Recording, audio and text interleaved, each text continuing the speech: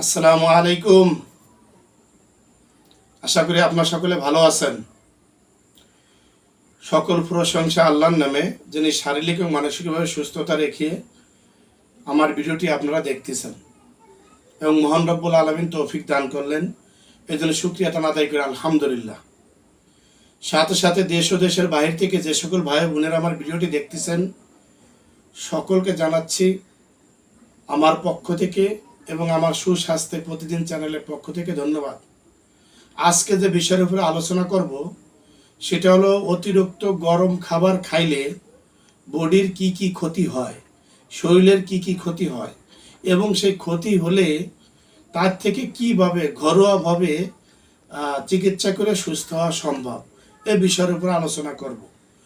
প্রথম আলোচনা হলো যে আমরা যারা অনেক সময় অনেক তাড়াহুড়া করি, দেখা যাচ্ছে অফিস আছে, ডিউটিতে যেতে হবে, অথবা কোনো জরুরি কাজ আছে, অথবা দেখা যাচ্ছে যে কোনো স্টুডেন্ট সে স্কুলে যাবে বা ভার্সিটিতে যাবে, ওই ক্ষেত্রে যায় খুব দ্রুত গতিতে খুব গরম খাবার খায়, অতিরিক্ত গরম খাবার খেতে থাকে। কিন্তু এই গরম খাওয়ার দ্বারা কি কি রোগ হতে পারে এই বিষয়গুলো প্রত্যেকটা লোকের জানা উচিত। তাহলে আজকের থেকে আমরা বুঝবো কোনো অবস্থাতে অতিরিক্ত গরম খাবার খাওয়া যাবে না। ফ্যানের বাতাসে ঠান্ডা করে স্বাভাবিক করে তারপরে ভাতটা খেতে হবে। তাহলে গরম খাবার খাইলে অনেক সময় আমরা কি করি, গরম ভাত হাত দিয়ে ধরা যায় না, টপ করে গালে দিয়ে দিই, আর গালে দিয়ে দেওয়া যায় জ্বলা পোড়া শুরু হয়ে যায়, সাথে সাথে পানি খাই। আসলে বলেন তো, যেই জিনিসটা গরম এটা আপনি যদি গালের মধ্যে দিয়ে দেন, মুখের ভিতরে দিয়ে দিয়েছেন গালে, আর দিয়ে দেওয়ার পরে যখন আপনার নাড়ের মধ্যে গেল তখন কিন্তু জ্বলতে জ্বলতে যাইতেছে, এটা অনেক সময় হয়। মানে ঠান্ডা করার জন্য সাথে সাথে পানি খান, তা পানিটা তো দিলেন পরে, এই যে জ্বলতে জ্বলতে গেল, যদি ক্ষুধা না করুক, যার ভাগ্য খারাপ, তার কোনো একটা খাদ্য নালীর ভিতরে যদি এখানে ঠুসা পড়ে যায়, ঠোস পড়ে, এই ঠুসা পড়ার থেকে একটা সময় ইনফেকশনে ক্যান্সার পর্যন্ত হয়ে যায়, পর অনেক রোগীরা অপারেশন পর্যন্ত করা লাগে। তাহলে এখানে কি বুঝলেন যে খাদ্য নালীতে যেই কোনো মুহূর্তে, পাকস্থলীতে যেই কোনো মুহূর্তে আপনার ফুসকা পড়ার মতো এটা ঘা হয়ে যেতে পারে। এই অতিরিক্ত গরম খাবারে এত মারাত্মক ক্ষতি। আর এই ঘাটা যদি হয়ে যায় সেই ক্ষেত্রে তখন তার খানা দানা বন্ধ হয়ে যায়, খাদ্য নালী ফুলে যায় এবং তখন ওই ব্যথা শুরু হয়, জ্বালা পোড়া শুরু হয়। তখন একটা সময় ডাক্তারের কাছে গেলে অগণিত টেস্ট দেয়, টেস্ট দেওয়ার পরে যেই জায়গাটা ক্ষত আছে এই জায়গায় অনেক সময় অনেকের অপারেশন করা লাগে, যখন ইনফেকশন হয়ে যায়, এরকম হয়ে যায়। একটা সময় ক্ষুধা না করুক, এরকম যাতে কারো না হয়, অনেকের মধ্যে ক্যান্সার পর্যন্ত হয়ে যায়, যার ইনফেকশন হয়ে যায়। তাই আজকে থেকে আপনাদেরকে বলবো, যে সকল ভাই বোনেরা গরম খাবার খান, কোনো অবস্থাতেই গরম খাবার গালে দিবেন না। আপনি পাখা দিয়ে হোক, ফ্যান দিয়ে হোক, বা এসি রুমে হোক, যেভাবে হোক, বা এমনি বসে রাইখা আপনি মোটামুটি ঠান্ডা কইরা তারপরে আপনি তরকারি হোক, ভাত হোক, মাছ হোক, আপনি গোশ হোক, ঠান্ডা করে খাবেন। অনেক সময় গরম গোশ গালে দিচ্ছেন, মানে ফেলাইতেও পারতেছেন না, গিলতেও পারতেছেন না, এমন একটা অবস্থা আছেন, তাড়াতাড়ি করে কি চিপে গিলে ফেলে, এই যে জ্বলা অবস্থা শুরু হয়ে গেল। এরকম যাতে না হয় এখন আসেন। কোনো ভাই বোনেরা এটা ভুলে হোক, যেভাবে হোক, বা আগে জানেন নাই, এ বিষয়টা ভিডিও দেখেন নাই, অজানা, এই জন্য খেয়ে ফেলছেন। খাওয়ার কারণে তার নাড়ে, পাকস্থলিতে হোক বা খাদ্যনালীতে হোক ঘা হয়ে গেছে, হতে পারে, এবং লিভার ড্যামেজ হয়ে যায় এই খাবারগুলো খাইলে, গরম খাবার খাইলে। মানে লিভার অকাজে হয়ে যায়, সে ঠিকমতো সাপ্লাই দিতে পারে না, লিভার যে কোষগুলো থাকে এইগুলো পর্যন্ত মারা যায় অতিরিক্ত গরম খাবার খাইলে, এটা মনে রাখবেন। এবং অতিরিক্ত গরম খাবার বেশি খাওয়া এটা কিন্তু ক্যান্সারের লক্ষণ, মানে নিজের শরীরে নিজে ক্যান্সারটা নিয়ে আনা, নিজের শরীরে নিজে ইনফেকশনে জড়িত করে দেয়া। এই জন্য এটা অন্য কারো দোষ না, এটা নিজের দোষ। এই জন্য এটা যত তাড়াহুড়া থাক, খাদ্য ক্ষেত্রে কখনো এই কাজটা করা যাবে না। তাহলে এখন আসেন, যদি কারো এরকম হয়ে গেছে, সে ভুক্তভোগী, এখন কি করবেন? যদি আপনি মনে করেন যে ঔষধ খাবেন, ধরেন আপনি অ্যালোপ্যাথিক খাবেন, তাহলে অ্যালোপ্যাথিকের জন্য সিবিট আছে, ট্যাবলেট, এটা চুষে খাইবেন, সকালে একটা, রাত্রে একটা। পরে ফ্লুকোলক্স আছে ক্যাপসুল, এই ফ্লুকোলক্সটা আপনি যদি মনে করেন সকালে একটা, দুপুরে একটা, রাত্রে একটা, 500 mg বড় হলে, ছোটরা 250 mg, এটা খাইলেন। কিন্তু এটা তো ঔষধ খাইলেন, তাহলে ঔষধের দ্বারা এইভাবে আপনি দেখা গেলো চিকিৎসা হতে পারবেন। আবার যদি কেউ মনে করেন যে সাইড ইফেক্ট হতে পারে, সেই হিসাবে আমি এটা খাবো না, তাহলে এখন আমি হোমিওপ্যাথিক খাবো। হোমিওপ্যাথিকের জার্মানি একটা ট্যাবলেট আছে, সাইলেসিয়া 6X। এই সাইলেসিয়া 6X 3 পিস করে ট্যাবলেট চকলেটের মধ্যে চুষে চুষে খাইতে হয় দিনে 3 বার। এটা খাইলেও কী হবে, ভিতরে যে আপনার পাকস্থলী বা নাড়ে ছুলে গেছে বা ফুসকা পড়ছে, ক্ষত হয়েছে, এটা আপনার কী হবে, শুকিয়ে যাবে, সেরে যাবে। হোমিওপ্যাথিকের আরও একটা অ্যান্টিবায়োটিক ক্যাপসুল আছে, সেটা হলো কি চাল মুগড়া ক্যাপসুল। অ্যান্টিবায়োটিকের মতো কাজ করে, বিভিন্ন ব্যাকটেরিয়াকে ধ্বংস করে এবং ক্ষত সেরে দেয়। এখন আপনার ভিতরে নাড়ি এরকম হয়েছে, তাহলে হোমিওপ্যাথিক আরও 2টা ওষুধ আছে। একটা হলো চাল মুগড়া ক্যাপসুল, সকালে একটা খাইছেন, রাত্রে একটা খাইছেন। আর স্কিন কেয়ার ট্যাবলেট, এটা হোমিওপ্যাথিক, 3 পিস করে দিনে 3 বার। এটা খাইলেও আপনার সুখ হবে। এখন আপনি চাচ্ছেন যে আমি অ্যালোপ্যাথিকও খাবো না, হোমিওপ্যাথিকও খাবো না, তাহলে এখন আমি কি করব, ঘরোয়া চিকিৎসা কিভাবে, যে আমার যে সমস্যা আছে, এখন ভাত খাইতে গেলে ব্যথা পাই, আমি গরম খাবার খাইছি বোঝাই যাচ্ছে, এখন শুধু জলে, এরকম যদি মনে করেন, তো ঘরোয়া যে চিকিৎসাটা আছে যদি আপনি নেন, তাও অল্প দিনের মধ্যে আপনি আরোগ্য পাবেন। সেটা হলো 1 নম্বর হলো দুবলার রস, দুবলা ঘাস, যেটা ঘরোয়া চিকিৎসা বলতেছি। আগে তো ঔষধের কথা বললাম, যে আপনি ওষুধ খাবেন খান, সেটা হোমিওপ্যাথিক খান আর আপনি অ্যালোপ্যাথিক খান, কোনো সমস্যা নেই। যদি ঔষধ না খান, চান যে ঘরোয়াভাবে সমাধান করবেন, এটাও সমাধান আছে। সেটা কি, যে আপনি দুবলার রস ঘরোয়া চিকিৎসা খান। আর এই দুবলার রসটা কিভাবে খাবেন, প্রথম দুবলা তুলে আনবেন, এটাকে আগে শোধন করতে হবে, কারণ দুবলার মধ্যে অনেক সময় পোকামাকড়ে বিষ থাকে। এই দুবলা আইনে আগে 2-3 বার রস করতে হবে।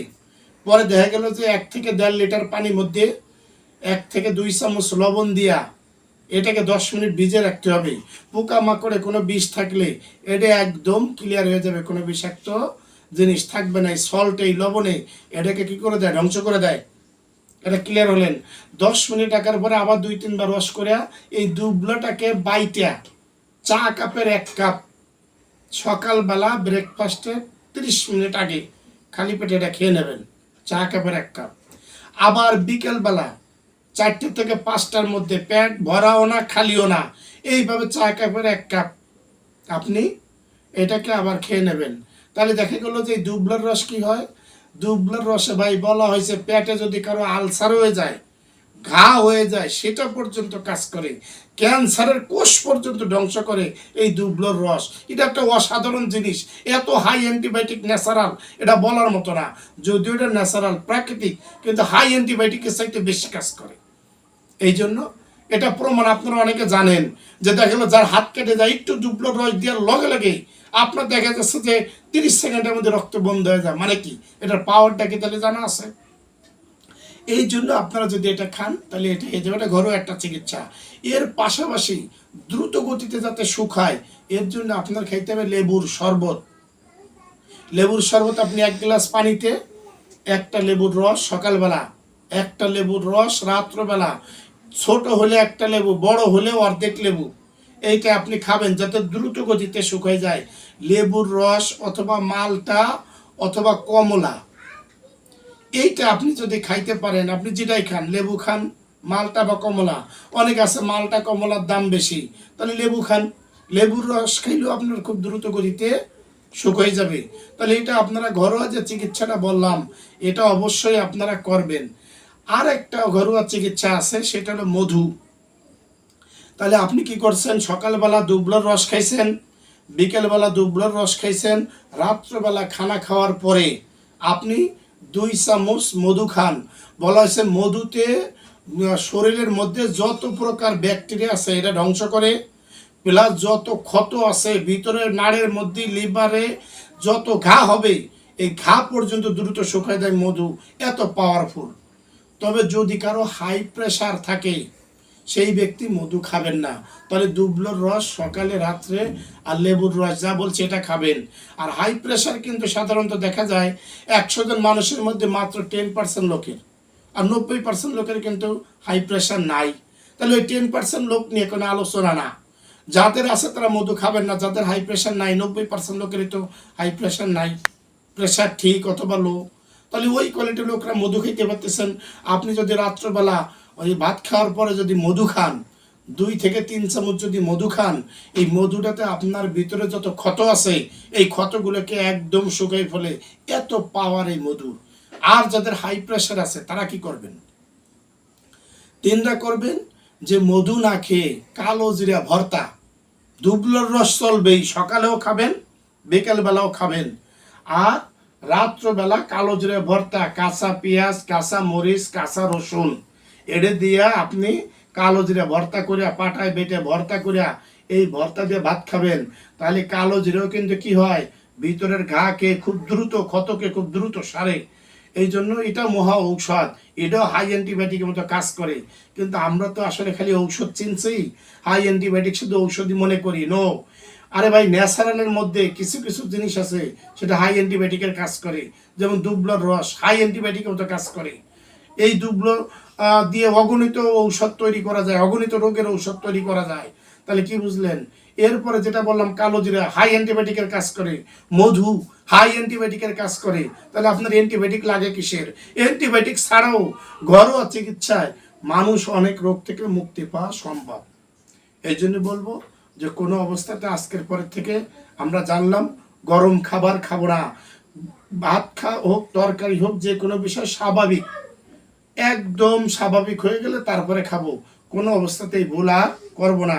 আর যারা ভুল করে ফেলছি তারা বললাম যেভাবে চিকিৎসা নেন, এলোপ্যাথিক নেন সেটা বলে দিলাম, হোমিওপ্যাথিক নেন বলে দিছি, আর যদি আপনি ঘরোয়াভাবে নেন সেটাও বলে দিলাম। আমি চাই আপনাদের সুস্থতা। আর আমার ভিডিও যারা দেখতেছেন, নতুন যে সকল ভাই বোনরা দেখতেছেন, তোমরা সাবস্ক্রাইব করে দিয়েন, লাইক দিন, শেয়ার করে দিয়েন। আর পুরাতন যে ভাইরা আমার সাথে আছেন, সাবস্ক্রাইব করা আছে, তেনারা লাইক দিবেন, শেয়ার করে দিবেন। এবং যে সকল ভাই বোনরা আপনাদের লাইক শেয়ার করার দ্বারা আমার ভিডিওটি দেখবে, উপকৃত হবে, বা আপনারা যদি একটা বিষয়ের উপরে যদি উপকৃত হতে পারেন, আপনাদের উপকার হয়, তখন আমি সার্থক। আমার সুস্বাস্থ্যে প্রতিদিন চ্যানেলটি সার্থক। তখনই আমি মনে করব যে আপনাদের জন্য কিছু করতে পারলাম, এই কষ্টটা আপনাদের জন্য কিছু না কিছু উপকারে আসলো। এই জন্য ভাই বলবো যে আগে একটা সময় কিন্তু কোনো এক যুগে এত ঔষধ ছিল না, কিন্তু দেখা গেল এই ন্যাচারাল পদ্ধতিতেই তারা সুস্থ ছিল। কিন্তু এটা অনেকেই এখন যুগে জানে না। এটা না ব্যবহার করতে করতে অনেকেই জানে না যে ন্যাচারালের মধ্যে এত হাই অ্যান্টিবায়োটিক জিনিস আছে। ধন্যবাদ। সকলে ভালো থাকুন, সুস্থ থাকুন। সকলে সুস্বাস্থ্য কামনা করে শেষ করছি। পরবর্তী ভিডিওতে দেখা হবে। আল্লাহ হাফেজ। আসসালামু আলাইকুম ওয়া রাহমাতুল্লাহি ওয়া বারাকাতুহু।